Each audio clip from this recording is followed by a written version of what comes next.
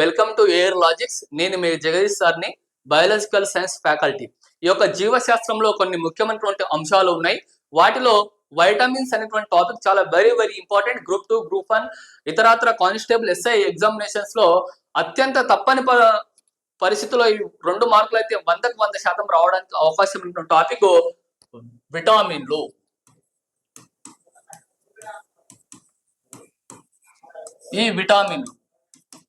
ఈ విటామిన్స్ దాదాపుగా మనకు 2 నుంచి 3 మార్కులు రావడానికి అవకాశం ఉంది. 2 నుంచి 3 మార్కులు రాకపోతే 100% తప్పకుండా 1 మార్క్ అయితే గ్యారంటీ రావడానికి అవకాశం ఉన్నటువంటి టాపిక్. 100కు 100% కాంపిటేటివ్ ఎగ్జామ్స్ లో ఈ యొక్క విటామిన్ అనేటువంటి టాపిక్స్.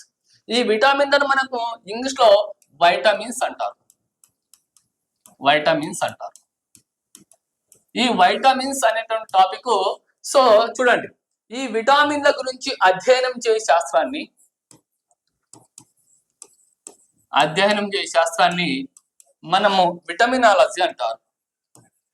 విటామిన్ల గురించి అధ్యయనం చేసే శాస్త్రాన్ని ఏమంటారు? బాగా చూడండి, విటామిన్ల గురించి అధ్యయనం చేసే శాస్త్రాన్ని విటమినాలజీ అంటారు. సో ఈ యొక్క వైటమిన్స్, వైటా అనేటటువంటిది గ్రీకు భాష పదం. వైటా అనేటటువంటి ఏ భాష పదము? గ్రీకు భాష పదం. వైటా అనేటటువంటి గ్రీకు భాష పదం. ఈ గ్రీకు భాష పదం వైటా అంటే ఏంది? లైఫ్ అని అర్థం. లైఫ్ అంటే మనము జీవితం అని అర్థం చేసుకోవచ్చు. సో జీవితం. సో వైటమిన్స్ అనేటువంటిది మన గ్రీక్ భాష పదం చూసుకున్నట్లయితే లైఫ్ అని అర్థం. లైఫ్ అంటే జీవితం అని అర్థం. సో ఏదైనా ఒక జీవి అభివృద్ధి చెందాలంటే ఈ వైటమిన్స్ అనేటువంటిది చాలా అత్యంత కీలకమైనటువంటి విషయాన్ని తెలుసుకోండి. ఓకే, ఒక జీవి అభివృద్ధి చెందాలంటే ఈ పోషక పదార్థాలు చాలా అత్యంత కీలకమైనటువంటి అంశాన్ని ఈ వైటమిన్ల ఆధారంగా మనం తెలుసుకుంటాము. సో ఈ వైటమిన్ల గురించి దాదాపుగా 17వ శతాబ్దంలోనే దీనిపైన బాగా పరిశోధన చేయడం స్టార్ట్ అయింది. బాగా పరిశోధనలు ప్రారంభం కావడం జరిగింది. మరియు అదేవిధంగా 1912వ సంవత్సరంలో ఫంక్ అనేటువంటి శాస్త్రవేత్త, ఎవరు? కాశ్మీర్ పంక్ అనేటువంటి శాస్త్రవేత్త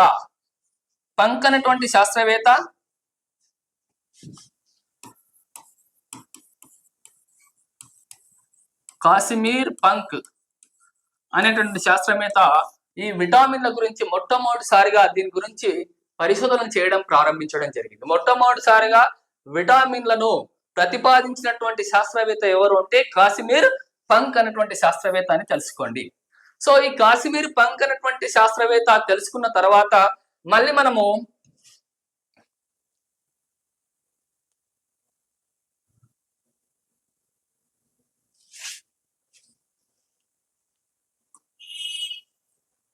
బాగా గుర్తుంచుకోండి, కాశ్మీర్ పంక్ అనేటువంటి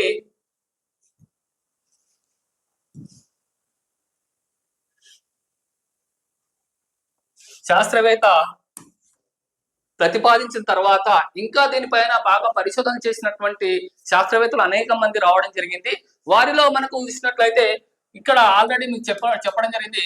బాగా ఇయర్ గుర్తుంచుకోండి, 1912వ సంవత్సరంలో కాశ్మీర్ పంక్ అన్నటువంటి శాస్త్రవేత్త దీనికి సంబంధించినటువంటి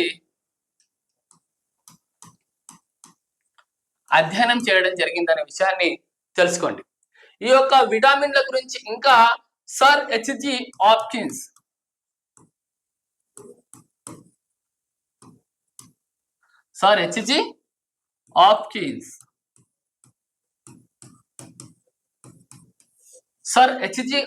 అనేటువంటి శాస్త్రవేత్త కూడా విటామిన్ల గురించి అధ్యయనం చేయడం ప్రారంభించడం జరిగింది.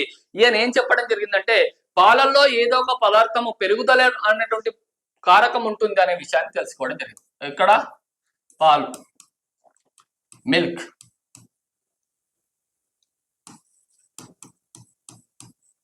పాలల్లో ఏదో ఒక పదార్థము పెరుగుదల కారకము అని గుర్తుపెట్టడం జరిగింది. పెరుగుదల కారకం. దీనిని ఏం పేరు పెట్టడం జరిగింది అంటే అదనపు కారకము. అదనపు కారకము, లేకపోతే దీన్నే సహకారకం. సహకారకం అనేటువంటి విషయాన్ని సర్ హెచ్జే హాప్కిన్స్ అనేటువంటి శాస్త్రవేత్త కాశ్మీర్ పంకు తర్వాత ఈ శాస్త్రవేత్త పరిశోధన ప్రారంభించడం జరిగింది. ఈయననే విటామిన్లను వైటామిన్స్ అనేటువంటి పేరు రావడం జరిగింది. దీనినే విటామిన్లు అనేటటువంటి పేరు తీసుకురావడం జరిగింది. ఈ విటామిన్లను అత్యంత సూక్ష్మమైనటువంటి పదార్థం అని తెలుసుకోగలగాలి. ఇవి అత్యంత కర్బన సంయోగ పదార్థాలు అనేటువంటి విషయాన్ని తెలుసుకోండి. ఇవి అత్యంత కర్బన సంయోగ పదార్థాలు.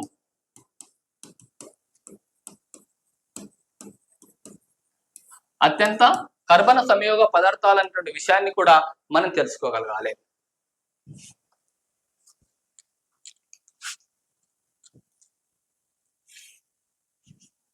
సో మరియు అదేవిధంగా జపాన్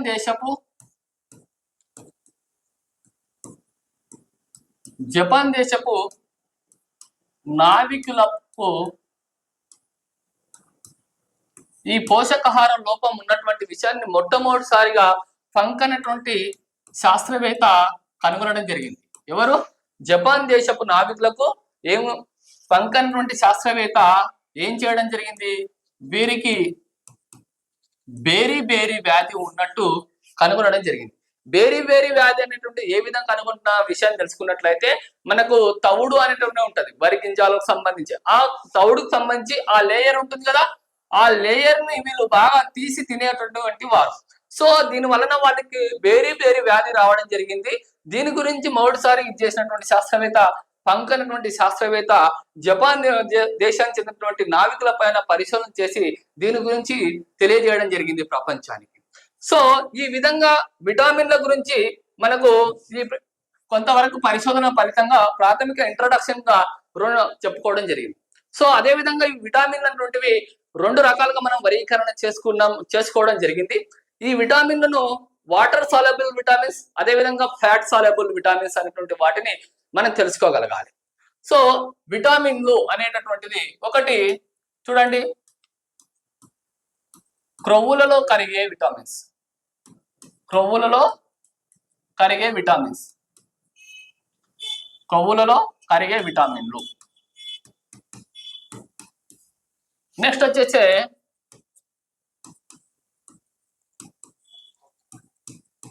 నీటిలో కరిగే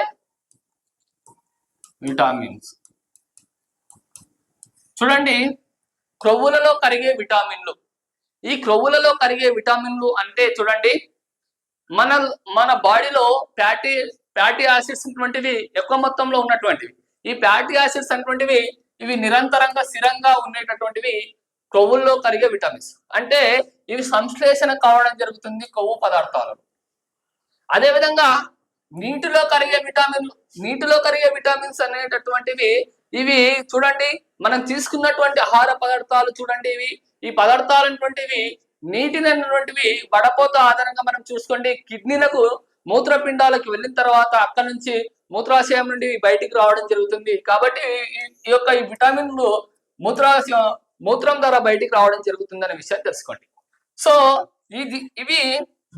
ఇవి క్రొవ్వుల్లో కరిగే విటామిన్లు.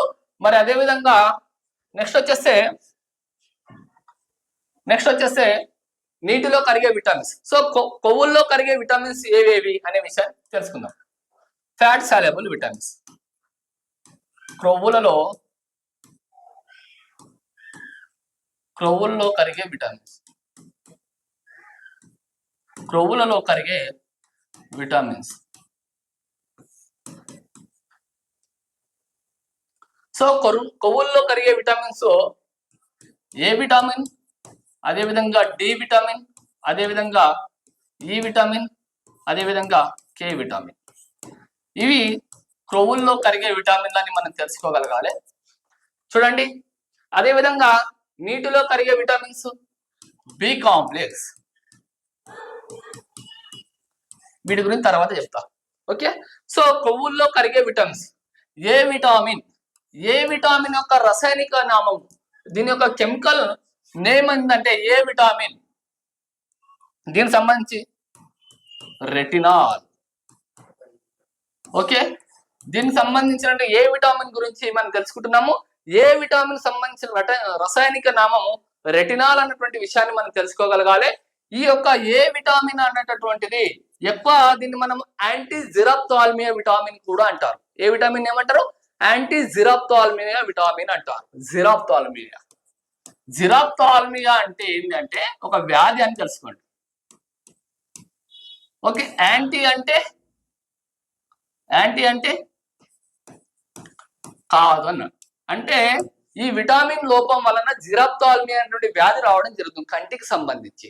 సో ఈ యొక్క రెటినాల్ లోపం లేకపోయినట్లయితే మనం యాంటీ జిరాప్థాల్మియా విటామిన్, ఏ విటామిన్ పుష్కలంగా మన దగ్గర ఉన్నట్లయితే ఈ జిరాప్థాల్మియా వ్యాధి అనేటువంటి మానవునికి రాదు.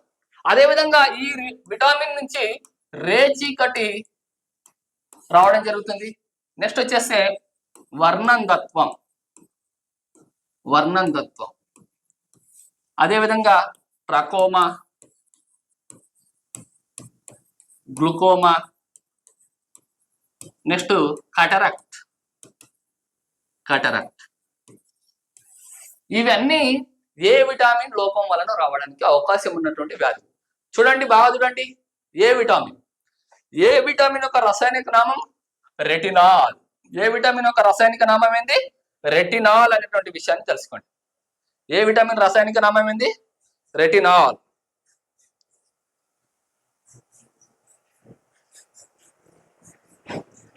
ఏ విటామిన్ రసాయనిక నామం ఏంది? రెటినాల్. ఈ రెటినాల్ అనేటువంటిది ఈ యొక్క ఏ విటామిన్ లోపం వలన మనకు రేచీకటి రావడం జరుగుతుంది, వర్ణంతత్వం రావడం జరుగుతుంది, ట్రకోమా రావడం జరుగుతుంది, గ్లూకోమా రావడం జరుగుతుంది, కటరాక్ట్ రావడం జరుగుతుంది.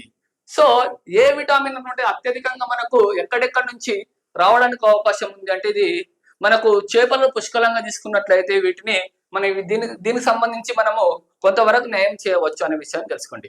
అంటే ఏ పదార్థాలు ఎక్కడి నుంచి లభిస్తాయి అనేటువంటి పెద్ద ఇంపార్టెంట్ కాదు. మనకు బాగా గుర్తుంచుకోండి. విటామిన్స్ వాటి యొక్క కెమికల్ నేమ్, వాటి నుంచి వచ్చే డిసీజ్ నేమ్ చాలా ఇంపార్టెంట్ అనే విషయాన్ని గుర్తుంచుకోండి. సో ఈ యొక్క ఏ విటామిన్ యొక్క రసాయనిక నామం రెటినా. దీనికి సంబంధించినటువంటి ఈ యొక్క వ్యాధులు అనే విషయాన్ని తెలుసుకోండి. ఓకే, నెక్స్ట్ వచ్చేస్తే డి విటామిన్ గురించి మనం తెలుసుకుంటాం. డి విటామిన్ యొక్క రసాయనిక నామం క్యాల్సిఫెరాల్. డి విటమిన్ రసాయనిక నామం క్యాల్సిఫెరాల్. ఓకే, డి విటమిన్ యొక్క రసాయనిక నామం క్యాల్సిఫెరాల్. సో ఈ యొక్క క్యాల్సిఫెరాల్ నుంచి మనకి ఎటువంటి వ్యాధులు రావచ్చు అంటే రికెట్స్ అనేటువంటి వ్యాధి వస్తుంది. ఏది? రికెట్స్ అంటే ఏంది? ఎముకలు పెళుసుగా మారడాన్ని మనము క్యాల్సిఫెరాల్ నుంచి రావడం జరుగుతుంది అనే విషయం తెలుసుకొని రికెట్స్ అంటే ఎముకలు పెళుసుగా మారడం. దీనినే